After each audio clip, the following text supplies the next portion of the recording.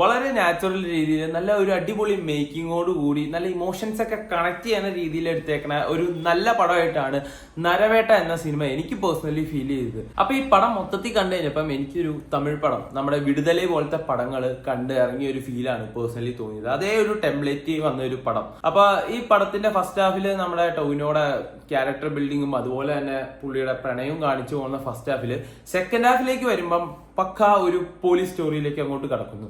ആ ടൈമിൽ ഈ പടം നമ്മളായിട്ട് ഭയങ്കരമായിട്ട് ഇമോഷണലി കണക്ട് ആവുന്നു. പ്രത്യേകിച്ച് ഈ ക്ലൈമാക്സിൽ നടക്കുന്ന കുറച്ച് കാര്യങ്ങളൊക്കെ ഭയങ്കരമായിട്ട് തന്നെ എനിക്ക് ഇമോഷണലി കണക്ട് ആയി.